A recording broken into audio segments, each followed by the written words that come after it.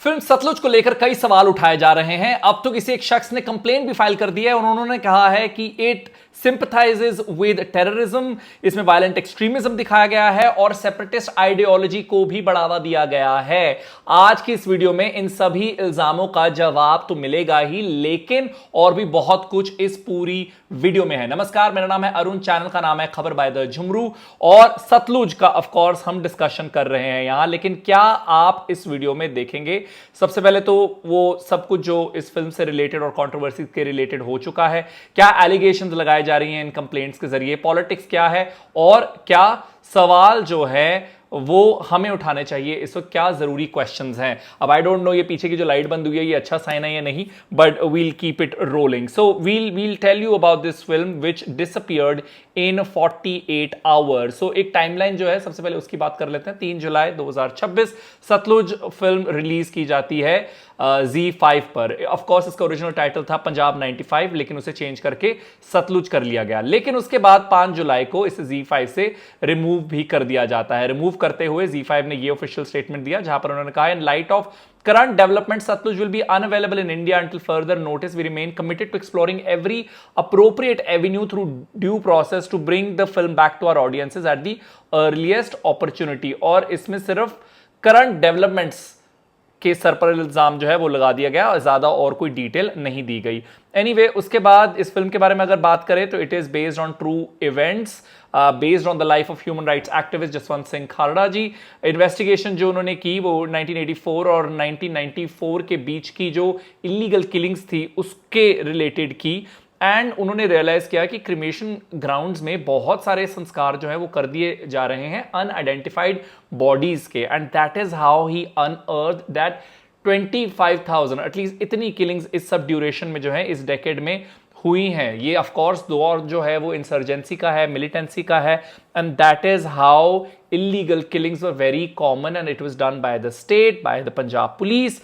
और उसके बाद इस केस में जहां जसवंत सिंह खालड़ा जी को 1995 में एक दिन अबडक्ट कर लिया गया, किडनैप कर लिया गया और उसके बाद उन्हें टॉर्चर करके मारा गया। तो इस केस में साल 2005 में कई पंजाब पुलिस पर्सनल जो हैं उनके ऊपर कार्रवाई हुई और उसके बाद सुप्रीम कोर्ट ने जो लाइफ इम्प्रिजनमेंट लोअर कोर्ट ने उन पर दी थी उसे अपहोल्ड किया। सो बेसिकली इस केस का जो सोल्यूशन ये निकला कि पंजाब पुलिस के ऊपर केस हुआ, लाइफ इम्प्रिजनमेंट जो वो दी गई। फिल्म की बात करें तो साल 2023 में it was scheduled to premiere at TIFF as well, बहुत बड़ा फिल्म फेस्टिवल है, लेकिन उसके बाद लाइनअप से ये भी रिमूव कर दी गई थी। अब जब Z5 ने रिमूव किया इस वीडियो को तो ये करंट डेवलपमेंट वाली बात उन्होंने कही, लेकिन अब कॉमन क्या हो गया व्हाट्सएप पर, आई डोंट नो आपके आई या नहीं, लेकिन ये एक पायरेटेड फाइल बहुत ज़्यादा सर्कुलेट की जा रही है। 589 MB की ये है, 2 घंटे 43 मिनट्स कुछ सेकंड्स की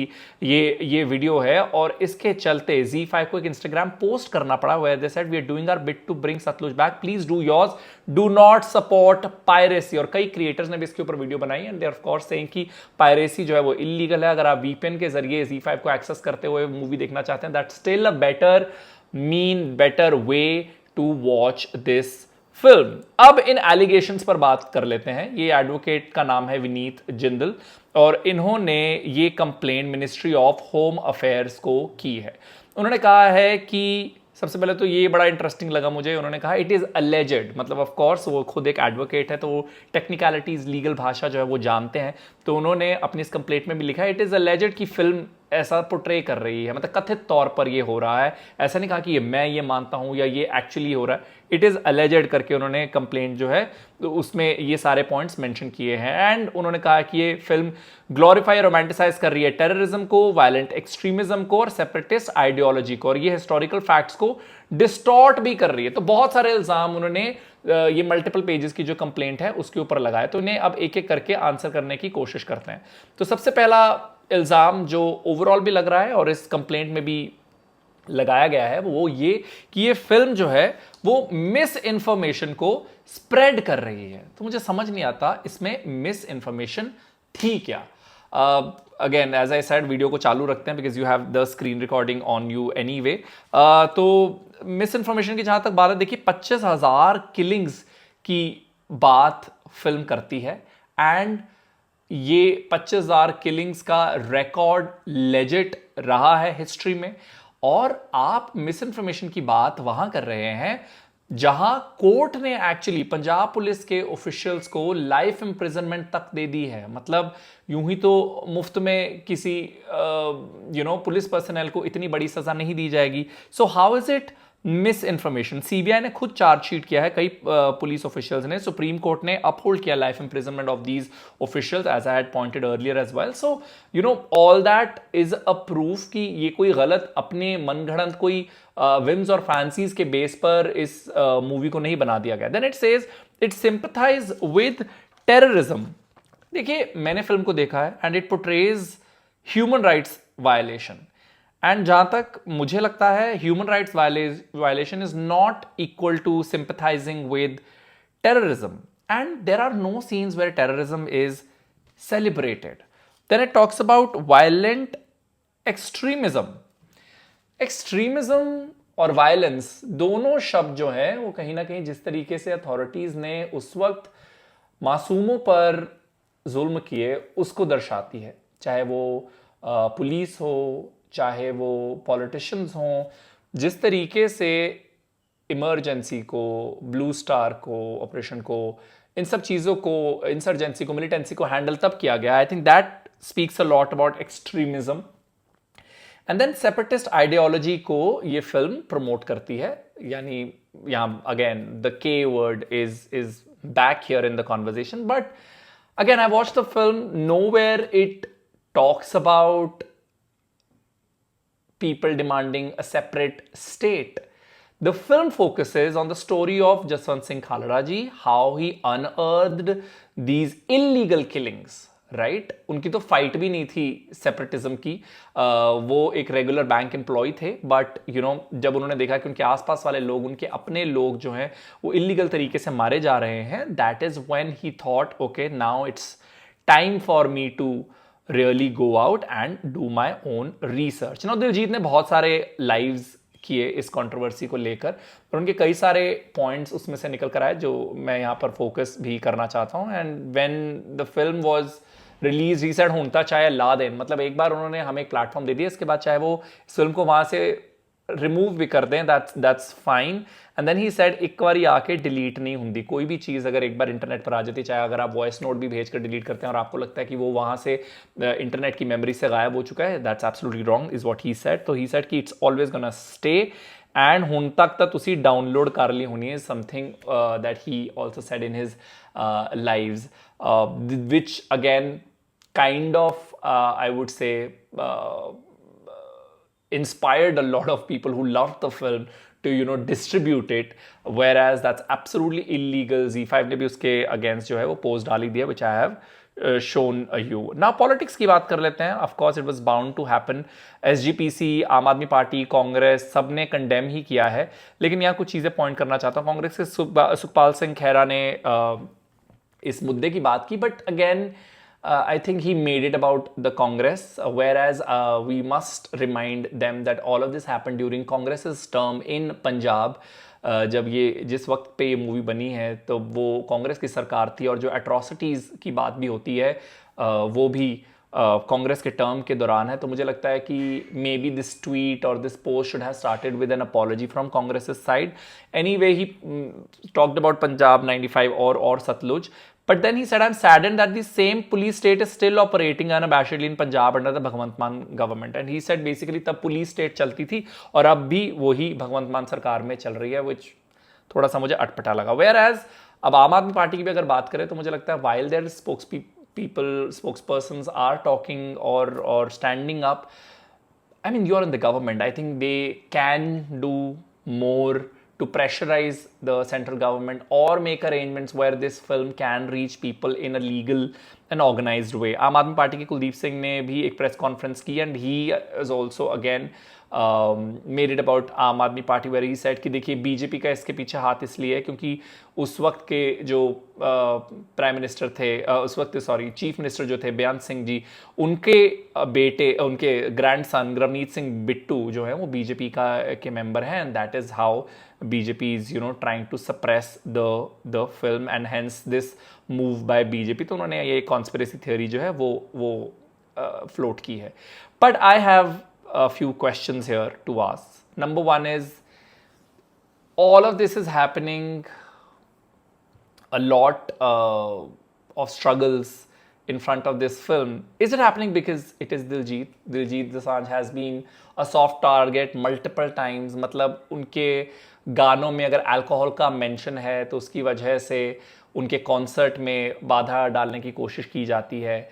अभी भी जब प्रोटेस्ट की बात हुई तो उन्होंने कहा कि मुझे प्रोटेस्ट से दूर रखो, तो अगेन उनका बहुत प्रोटेस्ट किया गया. And then of course he clarified कि देखिए हर किसी का कोई ना कोई प्रोटेस्ट है, जो भी प्रोटेस्ट कर रहा है उन्हें भी मुबारक, जिनके अगेंस्ट प्रोटेस्ट हो रहा है उन्हें भी मुबारक. I am not sure if he said the word मुबारक, but somewhere he said everybody is fighting their own fight, so kudos to them. Now another question is CBFC behind it? और अगर CBFC इसके behind नहीं भी है, इसके पीछे नहीं भी है, तो उसका कितना रोल है in generating the amount of controversy this film has at the end? क्योंकि CBFC ने सबसे पहले एटलीस्ट 120 कट जो है उसकी डिमांड की थी. And now when the film has been taken down, क्या उसमें CBFC का हाथ है, और हाँ तो कितना? क्योंकि देखा जाए लीगैलिटी ये कहती है कि CBFC का कोई कंट्रोल नहीं है ओवर OTT. वो यूजुअली जो सेल्फ रेगुलेटरी ये प्लेटफॉर्म्स हैं, मतलब अपने हिसाब से अपने रेगुलेशंस को मैनेज करते हुए फिल्म्स जो है वो रिलीज़ की जाती हैं on OTT platform. So that's another question. Another important question is, कई और ऐसी फिल्म्स हैं जो पॉलिटिकल हैं, जैसे कि the Kashmir files. Of course जहाँ जो कश्मीरी हिंदूज़ हैं उन पर जो टॉर्चर हुआ उसे हाईलाइट करना बहुत ज़्यादा ज़रूरी था, और वो हुआ भी. And kudos to that effort. तो पर वो पॉलिटिकल थी फिल्म. वो कई लोगों ने उस फिल्म को कहा कि वो इस्लामोफोबिया जो है वो भी फैला रही है. But again it was a political issue and it needed the voice and it needed that voice also to go out. So that was released. Dhurandhar was released, political. The Kerala story was released, and here I just don't want to simply mention the name, but I also want to talk about how in Dhurandhar a lot of lines were blurred between fiction and reality. मतलब सारे जितने भी ये political events थे बड़े बड़े या कुछ tragedies थी, उन्हें किस तरीके से merge कर दिया गया था. वो multiple और या different years में हुई थी, चाहे वो कंधार हाईजैकिंग हो, 2001 का पार्लियामेंट अटैक हो, 26/11 का मुंबई अटैक हो. All of this was made into a khichdi and कह दिया गया था ये फिक्शनल है. फिर उसका इल्ज़ाम जो है वो एक आइडियोलॉजी, एक सरकार पर डाल दिया गया था. So all of that was again allowed to run. Kerala story वो तो इतनी ज़्यादा कंट्रोवर्सी में इसलिए भी हुई थी कि सबसे बड़ा क्लेम जिन्होंने किया था कि 32,000 विमेन को रिक्रूट किया है आईसिस ने केरला में से. Imagine, that was the first and the biggest claim that the film had made. और उसके बाद लेकिन जब कोर्ट ने इंटरवीन किया तो उन्हें इस क्लेम को हटाना पड़ा था. फिर it became about the story of 3 women. Imagine, 32,000 का क्लेम था और उसके बाद it became about story of 3 women. So how films and political messaging there was allowed. तो वहाँ ये एक बहुत बड़ा सवाल है which I really wanted to ask, and someone has to answer. And what happens next while ZEE5 is trying to bring the film back? They said we are doing our bit to bring Satluj back. Please do yours. Do not support piracy. Do we not deserve an answer? Lastly, my question is, someone has to tell us what was the reason of the film being taken down. इसके पीछे की वजह क्या थी? क्या किसी political party की तरफ से प्रेशर था? क्या कोई स्पेसिफिक कंप्लेंट आई जिसके बाद ये एक्शन लिया गया, या फिर उन्होंने खुद ही अपनी मर्जी से ही इसे जो है वो रिमूव कर दिया? So that's also another important question that we need to ask. इस टॉपिक से रिलेटेड इससे पहले हम बहुत सारी वीडियोस कर चुके हैं. आई बटन पर वो वीडियो भी मैं फिलहाल डाल चुका हूँ. और इस वीडियो को लाइक करें, अपने फ्रेंड्स के साथ शेयर करें, because I try to put together all the important question that we need to ask at this point. इस चैनल को सब्सक्राइब जरूर करें. With that, we've come to an end of this video. Perfect timing. It's goodbye from my side.